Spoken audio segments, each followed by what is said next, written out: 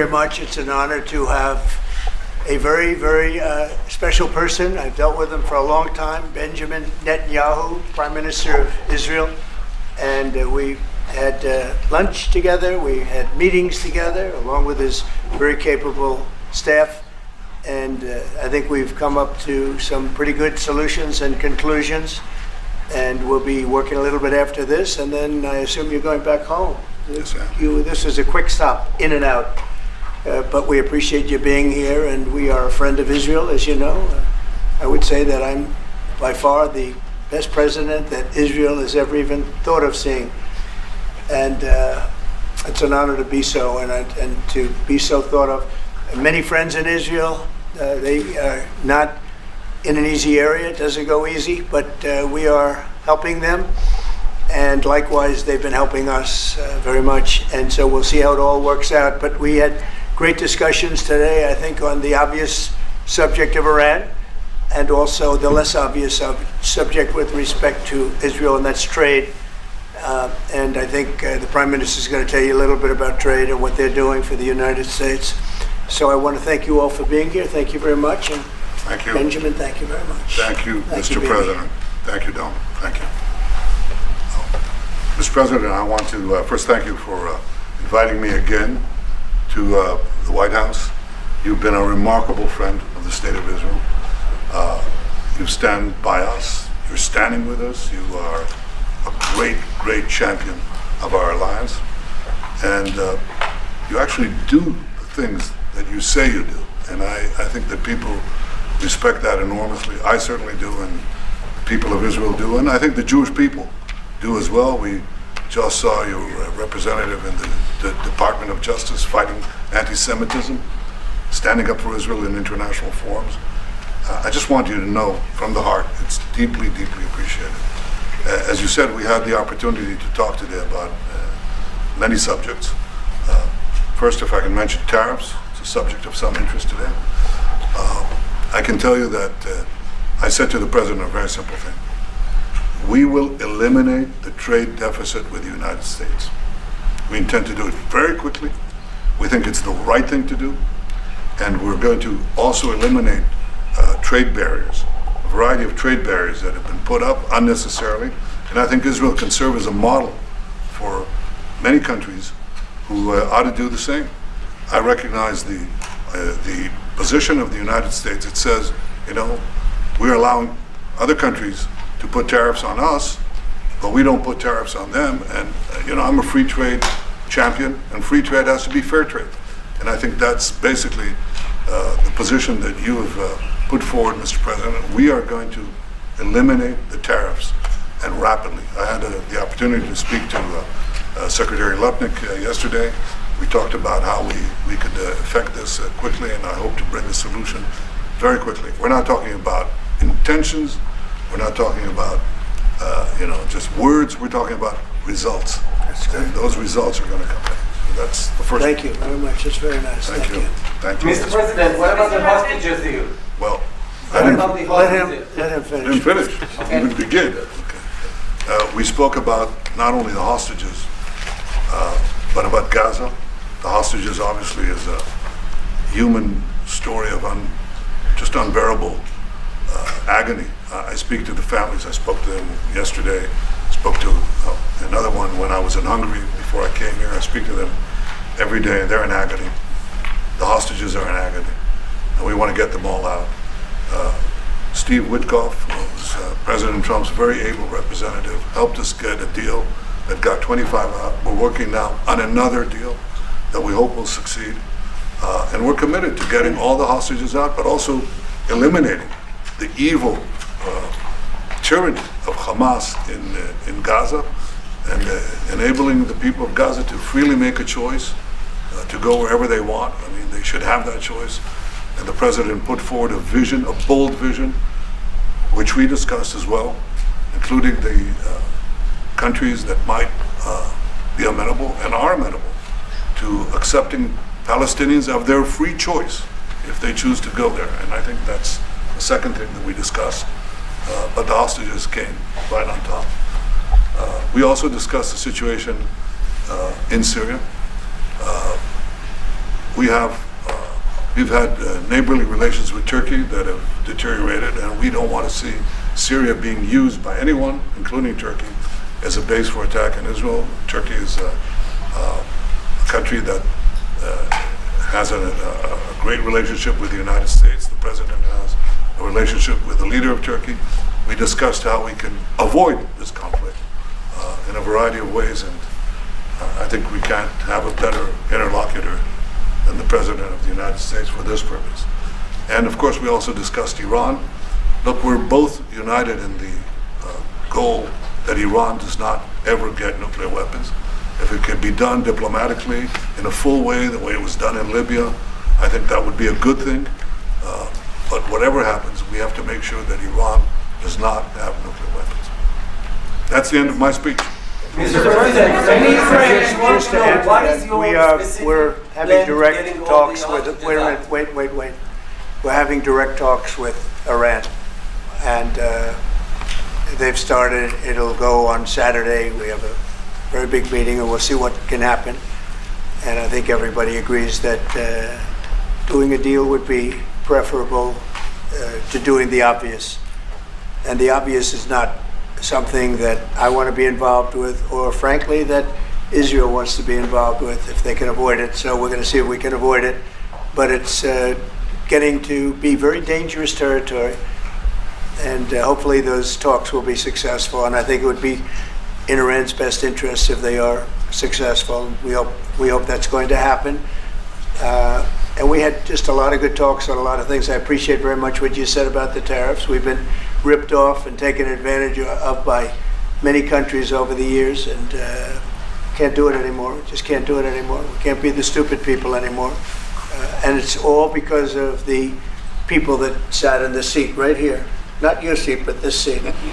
They allowed things to happen to our country that they shouldn't have allowed to happen on trade and other things, many other things. I mean, look at what's happened with our last president, where he allowed millions of people to come into our country with an open border. Who would want an open border? How stupid is that? But he allowed millions and millions of people, and of the millions, and I think it was 21 million people, but let's say 3 of them were serious criminals, serious murderers and drug dealers and gang members and people from jails. All the jails emptied out right into our country, right along the open border on Mexico, generally the Mexico. But they came in from Canada too, by the way, a lot. But generally speaking, on the southern border. And what a shame it is that we are now working very hard to get them out, get the criminals out, get the murderers out, the drug dealers, the mentally insane, get them out. They dropped the mentally insane in our country too. And this was all done by the Biden administration. It's a disgrace that we have to work so hard. And then we have judges that try and protect these people, but they didn't protect us when the people were being let in. But to get them out is never easy with these people. So I think we're doing a great job. The border is the best it's ever been. It's even as strong as it was. I had a great, solid border. I think it might even be tougher right now and stronger. So people are coming into our country, but they're coming in legally. We have a legal process, and we have that moving along properly, because we need people to come into our country, but we want people that can love our country and cherish our country. So that's where we are. And with that, any questions? What about the hostages deal? Mr. President. Today, and would you be open to a pause in tariffs to allow for negotiations? Well, we're not looking at that. We have many, many countries that are coming to negotiate deals with us, and they're going to be fair deals. And in certain cases, they're going to be paying substantial tariffs. There'll be fair deals. As you know, I spoke this morning with the Prime Minister of Japan, and we had a very good conversation. They're coming.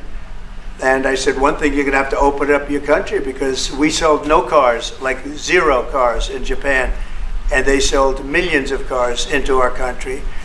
They don't really take our agriculture, a little bit of it just to keep us slightly happy, but they don't take what they're supposed to be taking. So we have a great relationship with Japan. We're going to keep it that way, but they're coming in to meet, and other countries are coming in. With China, as you know, against my statement, they put a 34% tariff on above what their ridiculous tariffs were already. And I said, if that tariff isn't removed by tomorrow at 12 o'clock, we're putting a 50% tariff on above the tariffs that we put on. So they've gone for years. They've become a rich country because of people, again, that were in the White House that allowed this to happen. Hundreds of billions of dollars a year they'd make on us on trade, and it shouldn't be that way. And I have a great relationship with President Xi. I hope it's going to stay that way. I have great respect for China, but they can't do this with just, we're going to have one shot at this, and no other president's going to do this, what I'm doing. And I'll tell you what, it's an honor to do it because we have been just destroyed, what they've done to our system. You know, we have $36 trillion of debt for a reason. And the reason is that people allowed it to get that way. So we'll be talking to China. We'll be talking to a lot of different countries. And I think, you know, if we can make a really fair deal and a good deal for the United States, not a good deal for others. This is America first. It's now America first. And we didn't put America first. We put America last. The people that were in the Oval Office put America last, and we're not going to stand for it. Yeah. Mr. President, what about the hostages deal? Mr. President, Go ahead. who's going to represent the U.S. in the talks with Go Iran? ahead. Two questions. Do you expect any of these deals to be made before April 9th? And secondly, there have been some mixed messages from your administration. You're talking about negotiations, and yet others in your administration are saying that these tariffs are actually permanent. What is the actual? Well, it could be, they can both be true. There can be permanent tariffs, and there can also be negotiations, because there are things that we need beyond tariffs. We need open borders. You know, we almost had a deal with China where we're going to open up China. It was almost done. Some of you remember it during my first term, and it was very disappointing. We ended up making a great deal. $50 billion worth of product was sold. $50 billion. You'd like that in Israel. And I made that deal, but it wasn't the deal that I wanted. It was the deal that I wanted was that, plus they were going to open up China so that our companies could go into China and compete with other countries and China for the, you know, for a large number of people. And at the very end, that deal was terminated, and we went to a piece of the deal. And so there are a lot of things outside of tariffs, but tariffs are very important. But there are a lot of things like opening up countries that were totally closed. China's essentially a closed country. In fact, it is a closed country. And what they do is they charge tariffs so that if you sell cars or if you sell anything, nobody's going to buy it because the price is out of control. But that's true with a lot of other countries also. So we're going to get fair deals and good deals with every country, and if we don't, we're going to have nothing to do with them. They're not going to be allowed to participate in the United States. Mr. President, Mr. President, Mr. President, you the hostages. Hold it. Just relax. We have time. This gentleman is all day long. Mr. President, thank you for the chance. Go ahead. Many of Palestinian Americans who voted for you and not for Biden because you've promised them to end the war in right. Gaza. Very honored by that vote, too. The war is still going on and there's no hostage deal. Do you have any update on that? Well, I'd like to see the war stop, and I think the war will stop at some point that won't be in the too distant future. Right now we have a problem with hostages. We're trying to get the hostages out. We got quite a few of them out, but it's a long process. It shouldn't be that long. We have a big problem that we've done. I think I'll ask Pete to maybe talk about it for a second, because a lot of people are asking. The Houthis, we've been very tough and very successful militarily. We've really damaged them badly. These were people shooting down ships and other things, by the way, flying objects like airplanes. And we've put a major hurt on the Houthis, which nobody's been able to do. We've really hit them hard, and they know it, and they don't know what to do. And it's every night, night after night. And we've gotten many of their leaders and their experts. They're experts on missiles. I mean, they actually make missiles. Nobody thought that, but they make missiles. They're highly sophisticated, and they're very tough, but they've been very badly damaged. Nobody else was able to do that but us. Pete, you want to discuss that, please? Yes, sir. It's been a bad 3 weeks for the Houthis, and it's about to get worse. It's been a devastating campaign, whether it's underground facilities, weapons manufacturing, bunkers, troops in the open, air defense assets. We are not going to relent And it's only to get more unrelenting until the Houthis declare they will stop shooting at our ships. And we've been very clear with the Iranians as well. They should not continue to provide support to the Houthis, and that message has been made very clear. So we have a lot more options and a lot more pressure to apply, and we know, because we see the reports, how devastating this campaign has been in them, and we will not relent. We have a great military. There's no military like our military. And despite Biden having given a lot, but nevertheless a pretty small piece, but it was a lot of our military away in Afghanistan, and one of the dumbest situations, I think, and maybe the most embarrassing situation we've ever been involved in, that short period of time in Afghanistan. What a disgrace that was, but left a lot of our military behind. Left. You see them in their annual parades where they're parading trucks that are armor plated and different things that they can't, but it's many billions of dollars we left behind. But despite that, we have a tremendous military. That was a very small portion, because we rebuilt the military during my first term, and we have great things happening with our military. We also essentially approved a budget, which is in the facility, you'll like to hear this, of $1 trillion, $1 trillion, and nobody's seen anything like it. We have to build our military, and we're very cost conscious, but the military is something that we have to build, and we have to be strong, because you got a lot of bad forces out there now. So we're going to be approving a budget, and I'm proud to say, actually, the biggest one we've ever done for the military. We're cutting other things that were under DOGE, but under a lot of other. When you look at a woman getting $2 billion for environmental, and it had nothing to do with environmental, and they had $100 in the bank, and they give her $2 billion. Many of those cases, all that stuff is going to be cut out. But we are getting a very, very powerful military. We have things under order now, the likes of which we've never had before. We've never had the kind of aircraft, the kind of missiles, anything that we have ordered. And it's in many ways too bad that we have to do it, because hopefully we're not going to have to use it. But the military is very, very powerful, and it's going to remain that way. How do you, Mr. President? Go ahead, please. Yes, Queen. Thank you, Mr. President. I want to ask you about Iran, because this is the first time we hear that the U.S. is having a direct contact with the Iranians. Is it possible to give us some more information at what level is High level, very high level, yeah. We're dealing with the Iranians. We have a very big meeting on Saturday, and we're dealing with them directly. You know, a lot of people say, oh, maybe you're going through surrogates, or you're not dealing directly, you're dealing through other countries. No, we're dealing with them directly, and maybe a deal is going to be made. That would be great. It'll be really great for Iran, I can tell you that.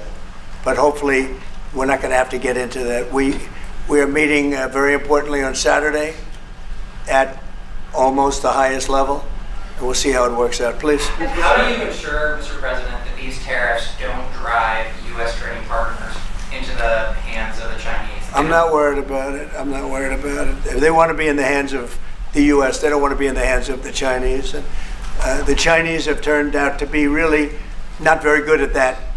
People that are with us, they're with us.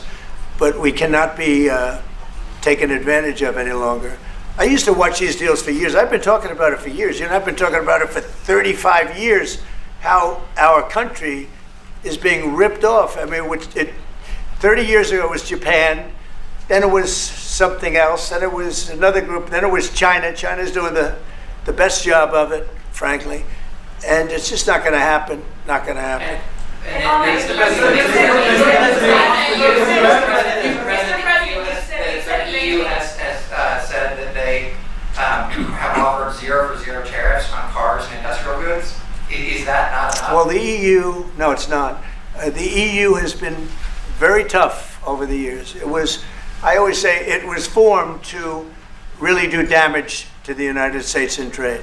That's the reason it was formed. It was formed with all of the countries from Europe, I guess most of them, not all of them, but most of them. And they formed together to create a little bit of a monopoly situation, to create a unified force against the United States for trade. So they have NATO, which is largely the same countries, and they took advantage of us dollar-wise and militarily until I got there. You know, I was able to get $600 billion from NATO, where they paid NATO because most of these nations weren't even paying. We were paying for NATO, so we're paying them to guard them militarily, and they're screwing us on trade. So that's not a good combination. So now it's really turned around. It's the opposite, and the European Union's been very bad to us. They don't take our cars, like Japan in that sense. They don't take our agricultural product. They don't take anything practically. And yet they send millions of cars in a year, Mercedes-Benz, Volkswagen, BMWs. They're sending millions and millions of cars into the US, but we don't have a car that's been sold to the European Union or other places, but let's go for the European Union. And it's not going to be that way. It's got to be fair and reciprocal. It's got to be fair. It's not fair. We have a deficit with the European Union of $350 billion. And it's going to disappear fast. And one of the reasons and one of the ways that that can disappear easily and quickly is they're going to have to buy our energy from us because they need it. They're going to have to buy it from us. They can buy it. We can knock off $350 billion in 1 week. They have to buy and commit to buy a like amount of energy. And we have that. You know, we have more energy than any country in the world. I don't know if you know that. He knows everything, but the one thing he may not know, we have more energy than any country in the world. We have more of every kind of energy, every form of energy, from oil and gas to coal. And people talk about, I call it beautiful, clean coal. As you know, Germany is opening up a coal plant a week. They tried the windmills and it didn't work. They tried all the other solutions and they were ready to go out of business. Now they're doing a coal plant a week. China is now up to 2 coal plants. They're opening 2 major coal plants every single week in China, all over China. And then we're not allowed to use coal. Well, we have clean, beautiful coal more than anybody else. We have oil and gas more than anybody else. We have the most energy of any country in the world, including Saudi Arabia, including everybody, by a lot. And I took it to number 1. We were number 3, and I took it to number 1 during my administration. And the reason that we were hurt so badly and the reason that we went into such incredible inflation during Biden is energy. It was also their bad spending, but energy, because they played around with this incredible thing that we had built, this administration had built, and the energy costs went through the roof. And when that went up, everything else followed. Now, if you look at what's happening, you're going to see this today. I said we're going to try and get groceries down, right? An old-fashioned term, but a beautiful term. Eggs. So when I got in, the press went absolutely crazy the first week. They said, eggs have quadrupled in price. I said, I just got here. Tell me about it. And Brooke Rollins and our team did a great job, and eggs are down now 79%, and they're all over the place. And this was a problem that somebody else would have taken a long time to cure. We have energy is down. We have interest rates are down. We have groceries, meaning food is down.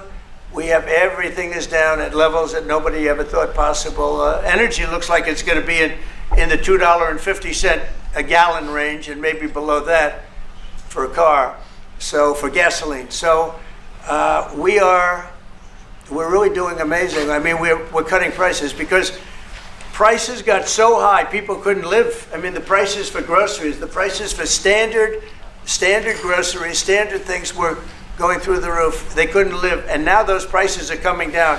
So call them groceries, but that's down, energy's down, and interest rates are down. Everything's down.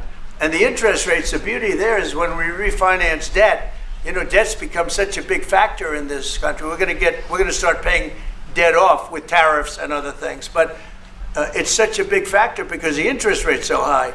Well, now that's coming way down. So our budget's going to look a lot better because interest costs are way down. And I guess I've done that. Okay. Many Israelis are watching you now on live show. Good. What is your specific I hope they like way of getting the hostages out from the horrific captivity? Yeah, we are trying very hard to get the hostages out. We're looking at another ceasefire. We'll see what happens. But we want to get the hostages out. The Israeli people want the hostages out more than anything. They want the hostages out. This man is working very hard with us to do that. I mean, I don't know. I hope he's being appreciated because he's been a great leader. He's working very, very hard on the hostages and many other things. And there are plenty of things you have to work on. It's a tough place in the world, isn't it? I have a good partner. Yeah, you do have a good partner, and so do we. We're working very hard on the hostages. If you're going to negotiate a new deal with Iran, can you elaborate how it's going to be more effective than the JCPOA? Well, I can't really say that, but I think it'll be different and maybe a lot stronger. But they were so happy when we made that first deal because we did get a lot out. You know, I had people right in this office, this beautiful Oval Office. They came in, 10 people, hostages, you know that. And I said to them, so how was it? And the stories they told me, I mean, as an example, I said to them, was there any sign of love? You were there, 10 people. It's only 10, but it's pretty representative. Did the Hamas show any signs of like help or liking you? Did they wink at you? Did they give you a piece of bread extra? Did they give you a meal on the side, like, you know, you think of doing? Like would happen in Germany, would happen elsewhere. People would try and help people that were in unbelievable distress. They said no. I said all of them. I said, did they ever wink at you like you'll be okay? You're going to be okay? No, they didn't do that. They'd slap us. The hatred is unbelievable. And the lives, you know, they lived in a pipe, not really a tunnel, it was a pipe. And they always thought they were suffocating, they were going to suffocate. And then they'd open up the pipe and it was like 3.5 feet high. This isn't, you know, we hear tunnels bad, but pipes are worse. And the stories I heard were incredible. But I just said, was there any sign of potential love or affection? And there were none whatsoever. It was amazing to me. There was nothing like, here, take this, it's a little extra meal or something. They lived like hell. I don't know. They seemed to be, they were amazing to me because they seemed to be pretty normal. They weren't scarred, but I guarantee underneath they have to be scarred. And one was there for 356 days. Another was there for about 180 days, you know, a long time. These are people that have been really, really horribly treated. I've never seen anything like it, actually. I was very surprised to hear the answer. Thank you, Mr. President. Are there 2 or 3 countries that are on your list that you feel are farther along in getting their tariffs lowered? I think there are many that want to get rid of tariffs right now. European Union, I mean, as badly as they've treated us, they've brought their car tariffs essentially off. I guess they brought it down to 2.5, and I hear maybe to nothing. But it's not only tariffs, it's non-monetary tariffs. It's tariffs where they put things on that make it impossible for you to sell a car. It's not a money thing. They make it so difficult, the standards and the tests. They drop a bowling ball on the top of your car from 20 feet up in the air, and if there's a little dent, they say, no, I'm sorry, your car doesn't qualify. When the same car from Germany or anything would dent likewise, unless you can have an army tank, it's going to dent. So they come up with rules and regulations that are just designed for one reason, that you can't sell your product in those countries, and we're not going to let that happen. Those are called non-monetary barriers. They make barriers that are so tough that it's impossible to qualify. So tariffs are a big part of it, but there's another big part of it, and that's barriers. They also do something else. They manipulate their currency, and they drive it down. They want to have low currencies. You know, it sounds better to have a high currency, a strong dollar or whatever, but they bring their currency down, and when it competes with our currency, it's very hard to sell a tractor. It's very hard to sell product because their currency is low and ours is much higher relatively. And so it makes it very hard. I speak to a lot of companies that do business, tractor companies, and they say it's so hard to sell because what they've done is they've lowered the yen or they've lowered the yuan or they've lowered their currency so that it's very hard to compete. We don't want that either. So we have a lot of things that we're talking about, but we're going to fix it properly, and it's going to be fair to everybody.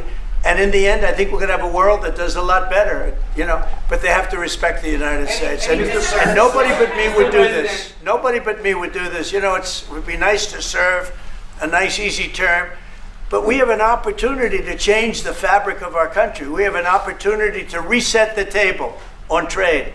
We lose billions of dollars. We lose close to $2 trillion a year on trade. We lose $1 trillion a year to China. $1 trillion. We lose hundreds of billions of dollars a year on trade to China. We lose hundreds of billions of dollars overall, probably close to $2 trillion. Why would we do that? Number one, why would we do that? And then you have to say, is it sustainable? Then you hear about all of the people that say, well, deficits. If we have a deficit with the country, or if the country has a big surplus with us, like China has a massive surplus, that they take and they spend on their military. Well, we don't want that. I don't want them to take $500, $600 billion a year and spend it on their military. I don't want them spending money on their military. And I shouldn't have to spend money. We shouldn't have to spend it either. Because, you know, hopefully, and I said this to President Xi, hopefully it's money that we're never going to use. In other words, because we're not going to use those incredible weapons that we have and that they have. We don't want that. So it's going to be very interesting. It's the only chance our country will have to reset the table. Because no other president would be willing to do what I'm doing or to even go through it. Now, I don't mind going through it because I see a beautiful picture at the end. But we are making tremendous progress with a lot of countries, and the countries that really took advantage of us are now saying, please negotiate. You know why? Because they're getting beaten badly because of what's happening. They're getting beaten badly. They're being devalued as countries. But it's the only chance we're going to have to reset the table on trade. And when we do, we're going to come out unbelievably well. We're going to have a strong country economically again. And we're going to have those factories that are empty all over the United States. We've lost 90,000 plants and factories. Think of this, 90,000, you wouldn't think it's possible, 90,000 plants and factories since NAFTA, which was, by the way, the worst trade deal ever developed, ever had by any country anywhere, NAFTA. And I terminated NAFTA. Everybody said it would be impossible. And I terminated it through Congress. We terminated it. You had to get it through Congress. It was a trap. It was a horrible thing, and we got it done. And we went to the USMCA, which was much better. The problem is they cheat. They cheat like crazy. Canada cheats, Mexico cheats, just one of those things. But we are resetting a table, and we're going to have great trade, and we're going to have a very strong country. Our country is going to be at a level that has maybe never been, or maybe, you know, our country was the strongest, believe it or not, from 1870 to 1913. You know why? It was all tariff-based. We had no income tax. Then in 1913, some genius came up with the idea of let's charge the people of our country, not foreign countries that are ripping off our country. And the country was never that kind of wealth. We had so much wealth, we didn't know what to do with our money. We had meetings, we had committees, and these committees worked tirelessly to study one subject. We have so much money. What are we going to do with it? Who are we going to give it to? And I hope we're going to be in that position again. Mr. President, do you plan to reduce the tariffs that your government put on Israeli goods, 70%? On where? On Israeli goods, the 70%. Do you plan Well, to we're reduce- talking about a whole new trade. Maybe not. Maybe not. Don't forget, we help Israel a lot. You know, we give Israel $4 billion a year. That's a lot. Congratulations, by the way. That's pretty good. But we give Israel billions of dollars a year. Billions. It's one of the highest of, and we give a lot of countries money.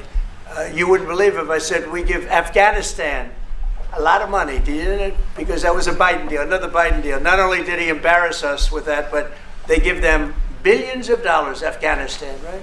So, but no, we take good care of our friends, and we don't take care of our enemies. We're not taking care of our enemies anymore, but we do take care of our friends.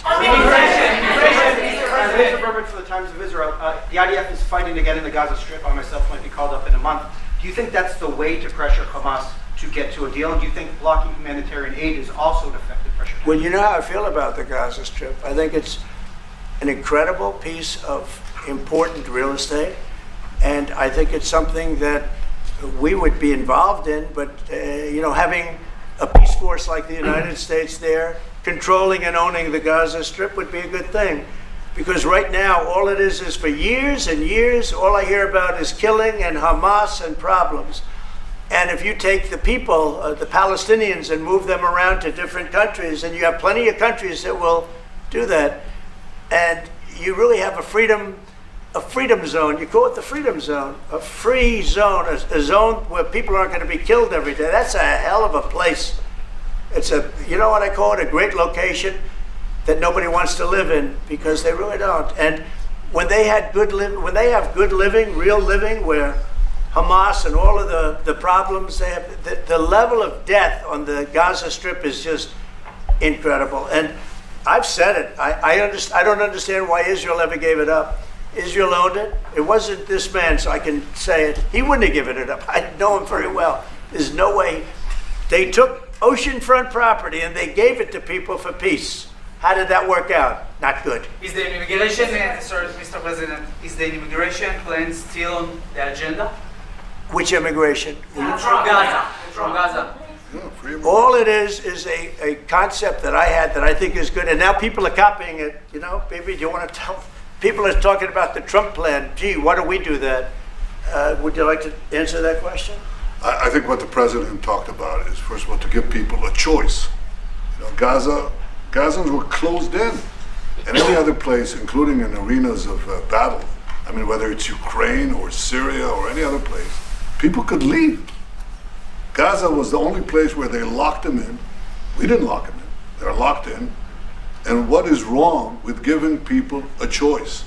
Now, we've been talking, including over lunch, about some countries, I won't go into them right now, that are saying, if Gazans want to leave, we want to take them in. And I think this is the right thing to do. If you give, it's going to take years to rebuild Gaza. In the meantime, people can have an option. The president has a vision. Countries are responding to that vision. We're working on it. I hope we'll have good news for you. I will say, people really do love that vision. It's a long-term vision, but so importantly is to have that be a safe field, because you're right smack in the middle of the Middle East. You're right along Israel. It should have never, ever been given away. It shouldn't have been given away by Israel. I don't know why they did it. I mean, I do know why, because they were promised peace, but that didn't work out too well, because it's one of the most dangerous pieces of land anywhere in the world. Gaza is one of the most dangerous places in the world. So they gave it away for a good intention, and it didn't work out that way. And a lot of people like my concept, but there are other concepts that I like too. And there are some concepts I don't like. You know what I don't like? The way it is now. Because right now it's a dangerous death trap, Gaza. Yeah. Thank you, sir. Can you talk a little bit about your potential meeting with Vladimir Putin? Do you still plan to meet with him? Could that happen in Saudi Arabia? And maybe you could elaborate as well a little bit on not providing tariffs on Russia, sir. So the reason we're not talking about tariffs with Russia is because we're not doing business essentially with Russia, because they're in a war. And I'm not happy about what's going on with the bombing, because they're bombing like crazy right now. They're bombing. I don't know what's happening there. That's not a good situation. So we're meeting with Russia. We're meeting with Ukraine. And we're getting sort of close. But I'm not happy with all the bombing that's going on the last week or so. Horrible. It's a horrible thing. It's a horrible thing. Can countries negotiate to get below 10%? In terms of tariffs? Yes. Look, we've been ripped off and taken advantage of for 40, 50, 60 years. And the reason we got ripped off and the way they did it was tariffs. They would charge tariffs, massive numbers of dollars. And when you look at China, when I took over, it was at $507 billion they were making. I call it making. A lot of people say, oh, it doesn't mean anything, having a surplus. It means a lot, in my opinion. It's almost like a profit or loss statement. And when I took over, it was $507 billion that China was, this is originally, first term, and we were very, very tough on them because they were taking that money and they were building a military with it. Then when Biden came in, he let him get away with murder. He had no idea. I'll tell you what, that man had no idea what was happening, whether it was the border or China or anything else. He had no idea what was going on. And they went wild. China went wild. And the money they make is ridiculous, okay? It's just not going to happen. And hopefully we'll get along with China. If we do, that's great. And if we don't, that's okay too. But we can't let that continue because that's an abuse. They abused the poor people that sat in the seat. That poor Biden, he was abused by them. They took advantage of him. And I'm surprised, you know, they have smart people. They were radical left lunatics, but they're smart. I'm surprised they'd allow that to take, you know, to happen. But we are going to bring great trade, and we're going to be fair to other countries. And I will say this, virtually every country wants to negotiate. If I didn't do what I did over the last couple of weeks, you wouldn't have anybody wants to negotiate. We would have gone to these countries, you want to talk? And they were, well, we don't want to talk. Now they're coming to us.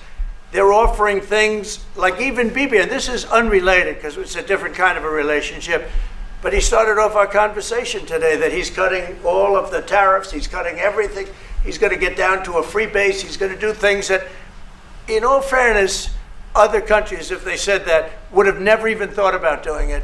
Now they're offering things to us that we would have never even thought of asking them for because they're experiencing a lot of hurt. And the hurt is that they've taken advantage of us and we finally fought back. Tariffs will make this country very rich. We're rich anyway, but we're rich in a certain way. We have $36 trillion in debt. I want to get rid of it. And we can do it quickly with proper deals. So when countries don't allow us to sell our product, but we allow them to sell their product, when they charge us massive amounts of money for the privilege of going into their country, those days are over. Okay. Yeah, go ahead. Sir? Me? Yeah.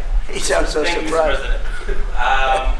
On Iran, two questions, please. First, you can give us more details about where the meeting on Saturday is going to I can't tell you that. I can just tell you there's a major meeting going on between us and Iran, and that'll take place on Saturday, and it's at top level. And second question about this. A lot of people think that those talks are not going to lead anywhere because the Iranians will never give up their nuclear program. I think that's a possibility too. If diplomacy fails, is the United States under your leadership ready to take military action to destroy the Iranian nuclear program and remove this threat? I think if the talks aren't successful with Iran, I think Iran is going to be in great danger. And I hate to say it, great danger, because they can't have a nuclear weapon. So is that a yes? You know, it's not a complicated formula.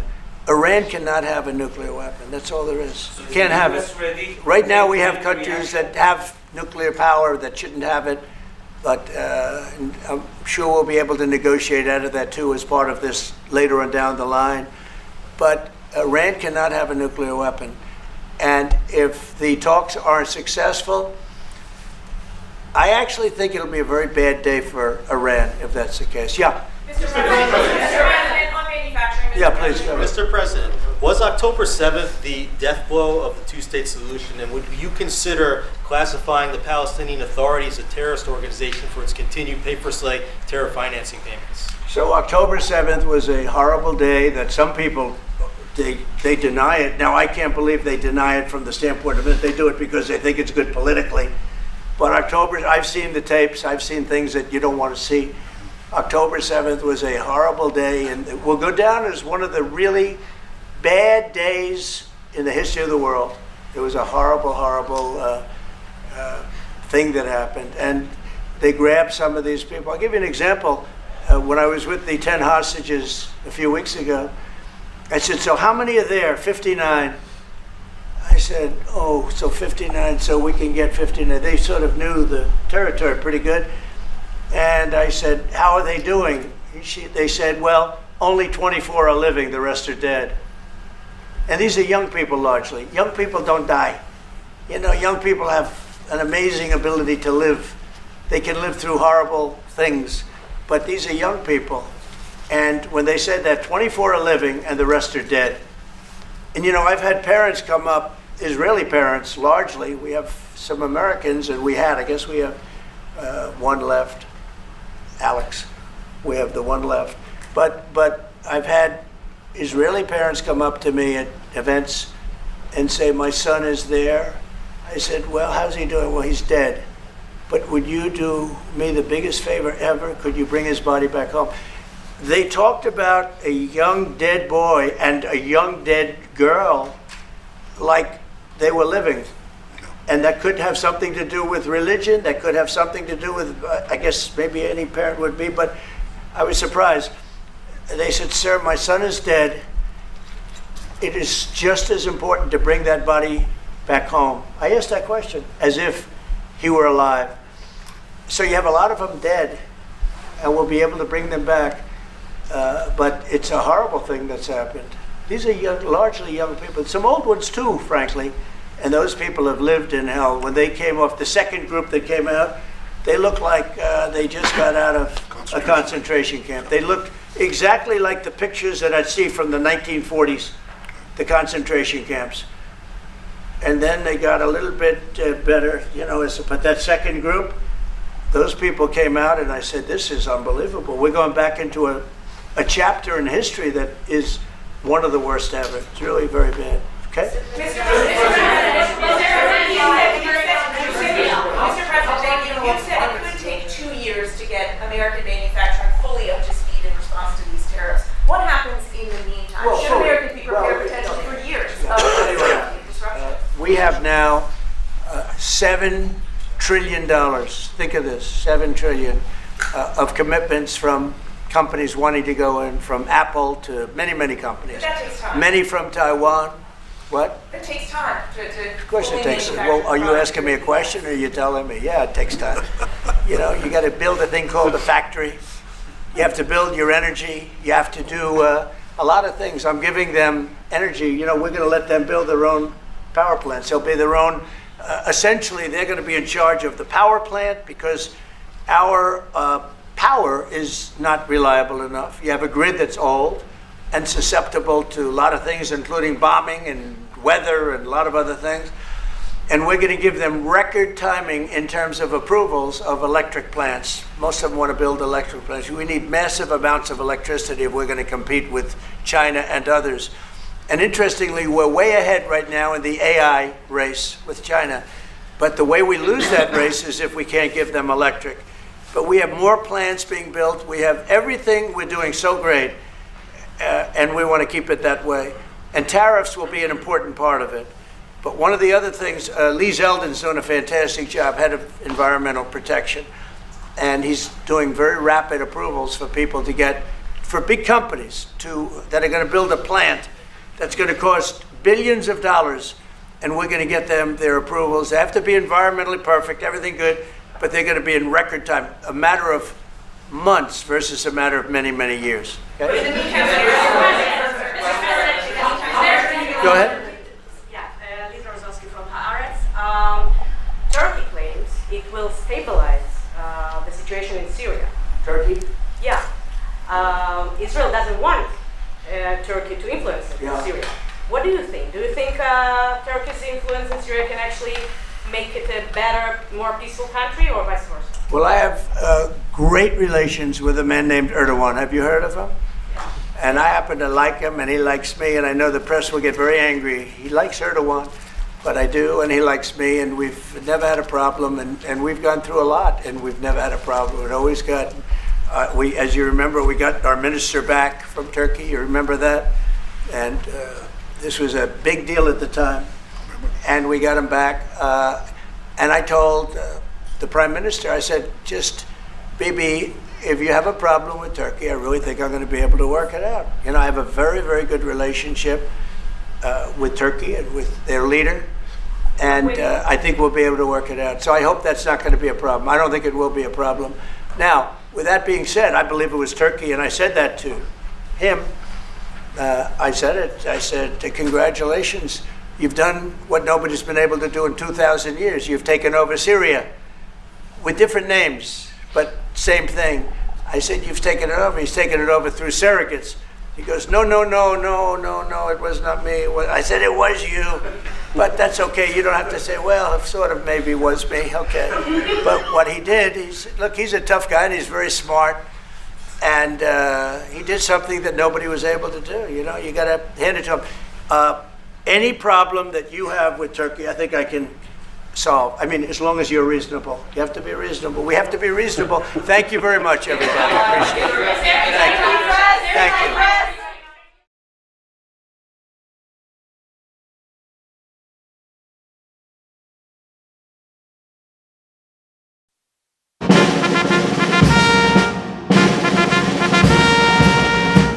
Ladies and gentlemen, the President of the United States, accompanied by Mark Walter, owner and chairman of the Los Angeles Dodgers.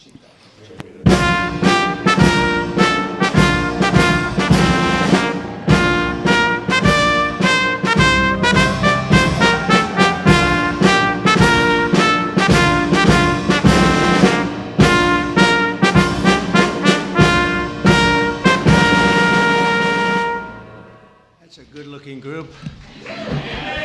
I see some people oftentimes, like politicians behind me, it's not so pretty. That is a very good-looking group of people.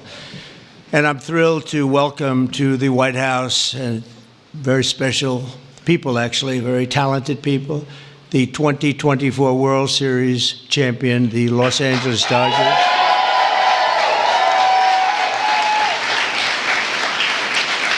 And I want to congratulate you on a legendary season, and I watched it very closely.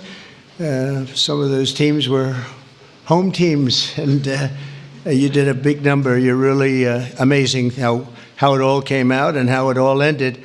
With us today is Dodgers owner and chairman Mark Walter. Thank you very much, Mark. Congratulations. President Stan Kasten, one of the greatest managers of the really ever to wear the Dodger blue, Dave Roberts. What a time he's had.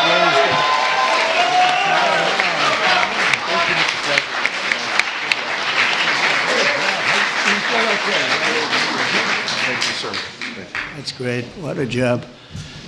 I think he would have lasted even with George Steinbrenner, right? I love George, but he was very quick.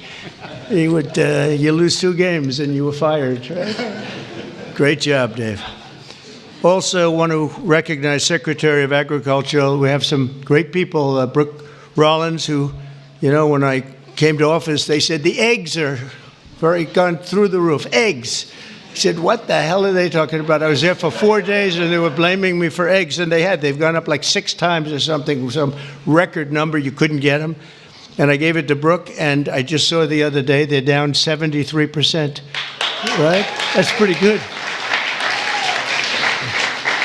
And the press doesn't mention that. Nobody talks about it, so don't, but I know. Secretary of Labor, Lori Chavez de Rimmer. Thank you. Congratulations. The Chief of Staff, Susie Wiles, who's a big Dodger fan, by the way. Susie, thank you.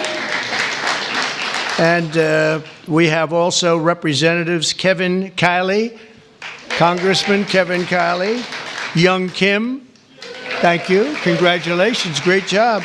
Jay Obernolte, Jay, thanks Jay.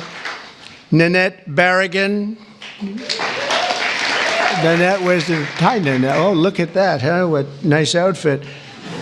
One of my favorite people, Gus Bilirakis, Congressman. Hi, Gus. Addison McDowell, new to the Congress, but doing a great job. Thank you, Addison. A real good baseball player and a friend of mine, Roger Williams. Great job.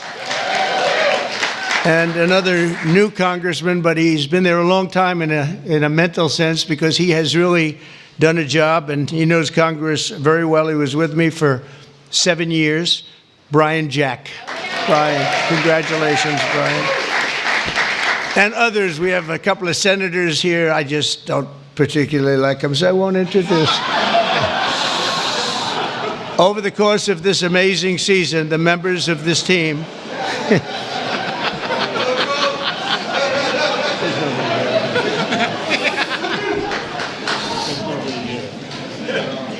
I didn't think it was that big a deal, actually. It's Washington.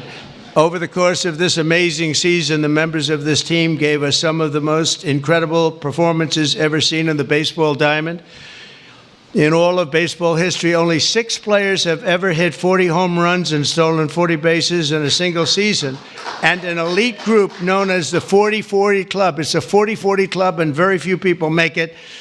But unanimous National League MVP, Shohei Ohtani.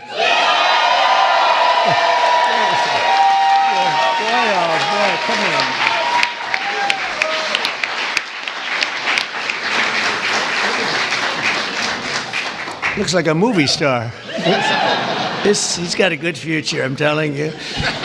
He shattered all of those records last year. Think of it, all of them. And he did something even more because he became the first ever member of the 50-50 club. So 40-40 is top. Hitting 54 home runs and 59 steals, an accomplishment unparalleled in 149 years of Major League Baseball. Think of that. That's just incredible. Even more incredibly, Shohei clinched that achievement in what some have called the greatest game ever. Was it that good of a game? That was a pretty good game, actually, right there. Is he good? It's only getting better. And he's getting better. Getting better. That's scary for a lot of people, huh? Even more incredibly, Shohei clinched the achievement. I mean, it really was, and at a time that, at an age that nobody ever thought was possible. On September 19th, 2024, he did the unthinkable by going 6 for 6. This is a pretty amazing. I didn't realize it was that good. I saw that game 6 for 6 against the Marlins with 3 homers, 10 RBIs, and a pair of stolen bases. Other than that, it was not a great game. How many people have gone 6 for 6? Just period, right? Not very much, right? Maybe a dozen.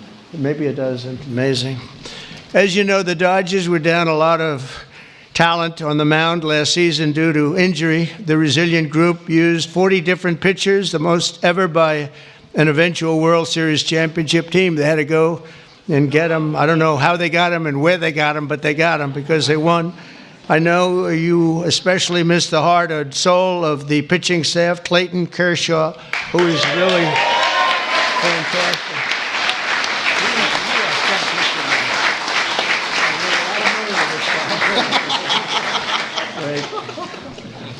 These are the best-looking people I've ever seen. It's incredible. But Clayton has been unbelievable, and if you look at his records and you look at the stamina, the endurance that he's had, and we're really happy to have him. I'm glad to meet him. I've watched him for a long time. He's a young guy yet, but you are a young guy, but I've watched you for a long time. So congratulations, amazing. All year, the Dodgers faced down adversity. You entered the playoffs battered and bruised, but not broken. When you ran out the healthy arms, you ran out of really healthy. They had great arms, but they ran out. It's called sports. It's called baseball in particular, and pitchers, I guess you could say, in really particular. But the starting rotation during the National League Division Series, this scrappy Dodgers bullpen shut out the Padres, saved the season, and forced Game 5. Then key players battled back from midseason injuries to help deliver the National League pennant, including superstars Mookie Betts. Oh, is he good?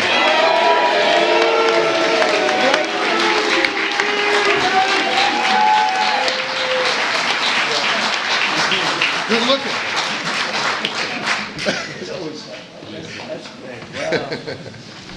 Mookie, that guy can play, can't he? I mean, unbelievable.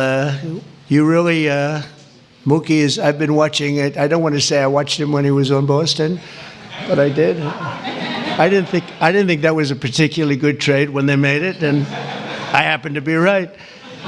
And Max Muncy, I want to congratulate Max. Max, come here, Max. His arms are very strong when I touch them. I'm used to shaking politicians and hitting their armors like Jell-O, and now it's like And now it's like steel, all these guys. But Max, that's great. And also Yoshi Yamamoto. Yoshi?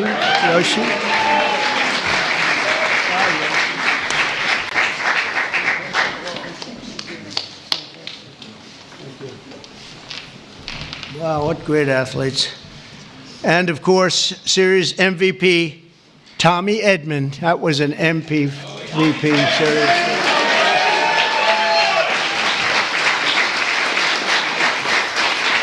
Good feeling, right? With all these guys, you're the guy, right? Yeah, that's pretty good.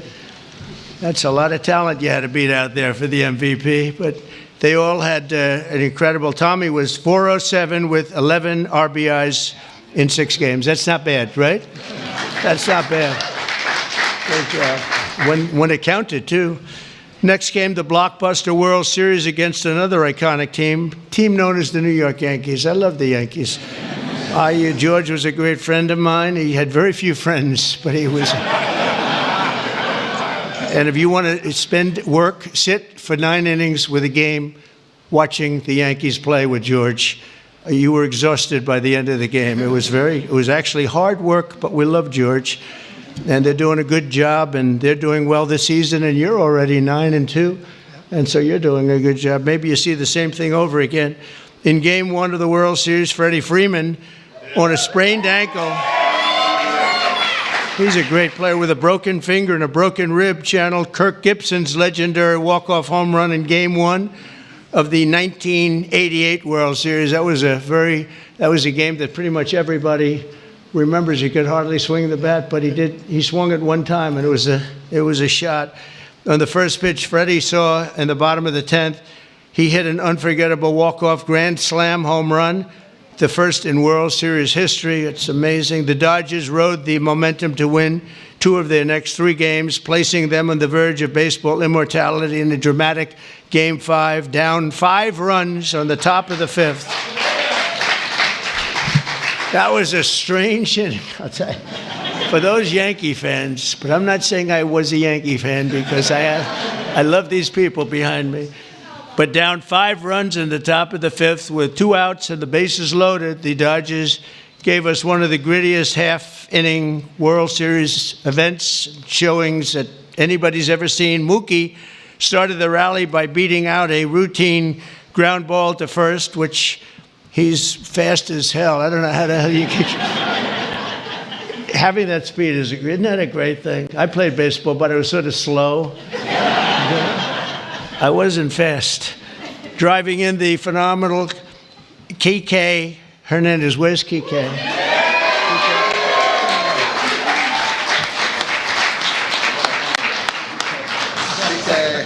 It's a hell of a group. Then Freddie drove in 2 more runs, and Teoscar Hernandez drove in another couple of runs.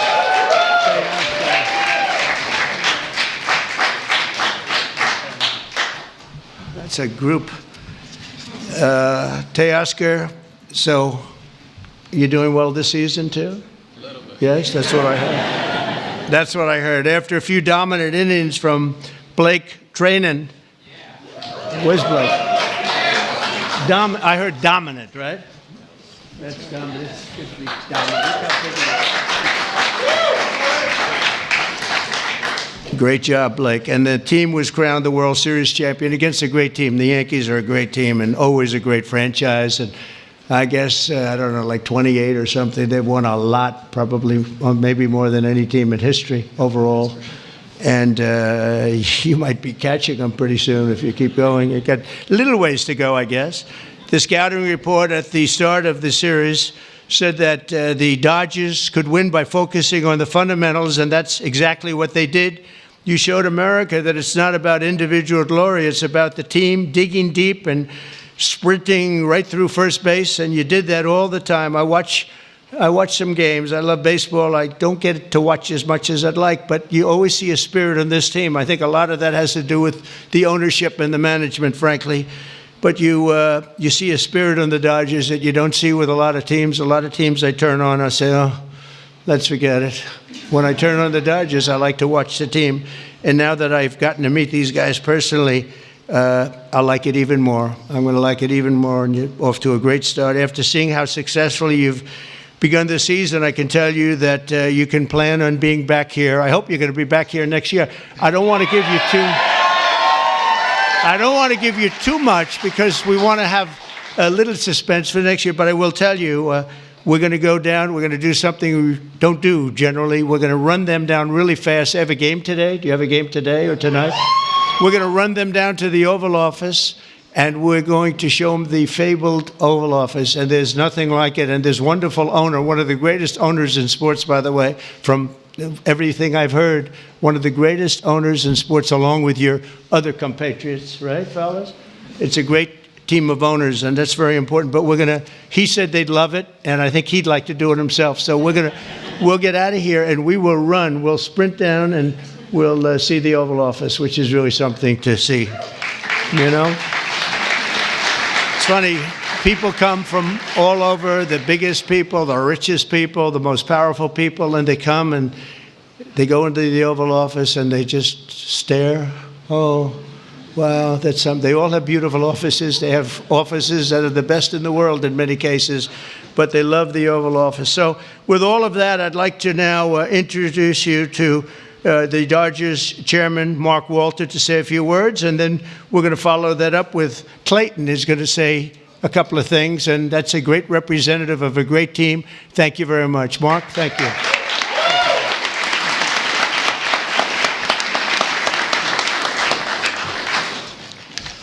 Well, thank you very much. We're very pleased to participate in the tradition of bringing champions to the White House.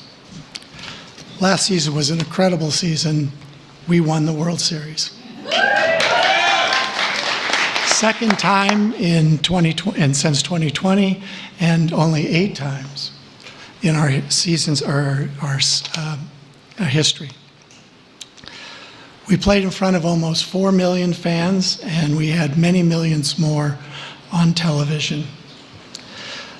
Our global following has soared, and not only from Shohei Ohtani, but also from Mookie Betts, Freddie Freeman, Clayton Kershaw, and many, many more.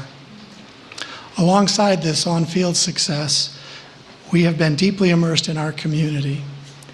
Our players and managers have supported have each had foundations and support for communities.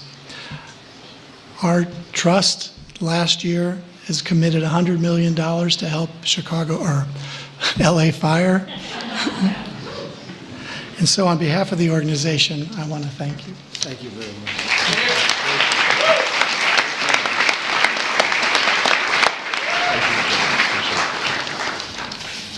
Okay, wow, this is an incredible honor for me, and to stand here today representing the Los Angeles Dodgers and this group of staff and players behind me today. The 2024 Los Angeles Dodgers season is one that will go down the history books, always holding a special place in the hearts of myself and those there with me, as well as millions of Dodger fans around the world. This organization exemplifies what it means to come together as one for a greater purpose and to represent something so much bigger than themselves. The selflessness and humility that each one of these players and staff have shown over the last year is truly an inspiration. They have constantly played hurt, switched positions, and taken the ball to put the team first. As a spectator for our championship run last year, I was in awe of this group. Their unwavering confidence, coupled with the selfless pursuit for team excellence, was an inspiration. That is why I'm so grateful to get to speak today on their behalf, as I know none of them would say this about themselves. Moving forward, I hope the 2024 Dodgers can serve as an inspiration to many like they were to me, not just in sports, but in life, remembering to put others before ourselves. It moves a team and a society forward. So thank you for allowing me to speak today, because the story of the 2024 World Series champion Los Angeles Dodgers is a true joy to get to tell, and it's because of the extraordinary people that are behind me and their incredible pursuit of excellence. Thank you. And Mr. President, we have a gift for you as well. Oh, that's good. Oh, I like that. Wow. Ooh, I like that.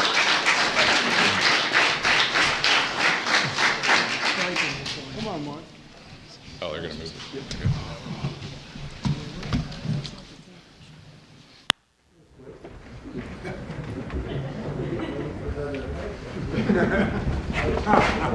Right here first, sir. 3, 2, 1. Thank you.